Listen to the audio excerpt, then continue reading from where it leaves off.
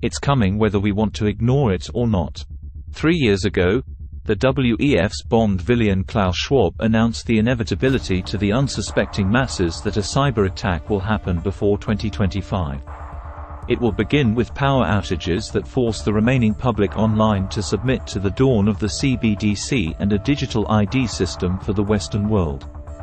The past few outages have merely been test runs as cyber attacks are increasing globally. And now that power companies in Texas paved the precedent toward zero liability, they are on board to wipe out thousands of Americans following the mass murder of millions with a vaccine designed for mass genocide. The time has run out for the WEF and United Nations to pretend to be a benevolent organization. All cards are on the table and there will be no more hiding the next phase of the plan. Sufficient attention to the frightening scenario of a comprehensive cyber attack.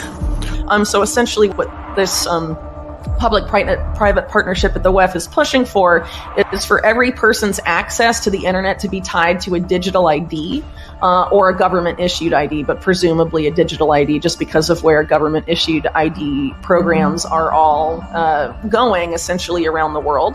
People aren't necessarily going to consent to that unless they are made to believe that anonymity and privacy online are dangerous. So how exactly can you convince people that that needs to happen? Well, you have some sort of event where anonymous hackers do something online that causes major disruption globally, and then the consent can be manufactured through fear and panic, as is often done, that anonymity and privacy needs to be eliminated, that we need to know exactly who is doing what online to prevent a calamity of that scale from ever happening again. And this is the exact solution that these guys have been cooking for a very long time. Hackers affiliated with China's People's Liberation Army have infiltrated critical services here in the U.S. It was actually a very shocking result to us that there's a very few number of substations you need to take out in the entire United States to knock out the entire grid. Knock out the entire grid? That's correct. How many would it take to knock out, putting the entire country in a blackout? Less than 20. That report was from 2013, and it actually found the number was even lower, 9. Taking out just 9 critical substations could black out the whole country. This was a huge cyber attack in the panicked early days of the COVID-19 pandemic, targeting a $1.8 trillion government agency. The truth of it has never been reported. This is the Department of Health and Human Services, and on March 16, 2020, they were going to full remote work.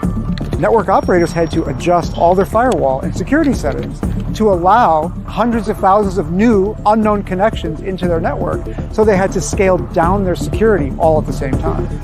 And that's when the attack struck. China's preparing for war with the United States. The strategy here is that they want to be able to invade Taiwan. They're worried that the United States will project military power from bases in Hawaii and the continental United States to Asia to defend Taiwan. And so what China's trying to do is to do these cyber intrusions, lay in wait, and at the right moment attack ports, attack water supply, attack energy supplies to prevent the United States from projecting military power. Electric vehicles. If you have an electric vehicle and you have the right equipment attached, you will be able to charge as you're driving.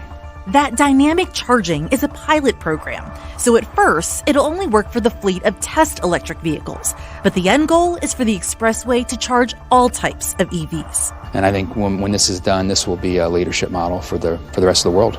And they're putting power cables under the road, but don't worry, they said it's coming to a road near you, and they're going to do it on regular roads, so you don't have to pull over and charge. You just drive down the highway while all that radiation, same stuff comes out of power lines that it makes people sick on record. So we're charging at 131 kilowatts here at a DC fast charger, and up close to the cable we're getting a little bit higher, but that's very close.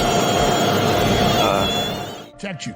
A new CBS report has found that the U.S. government's terror watch list has now grown to 2 million people. And it has nearly doubled in size over just the last 6 years. In the wake of the attacks in Israel, border officials say they've seen a growing number of people on the FBI terrorist watch list trying to enter the country through the southern border. The figures show that in fiscal year 2023, CBP arrested a total of 154 non-citizens on the government's terrorist screening watch list. 151 of those individuals were arrested along the southern border.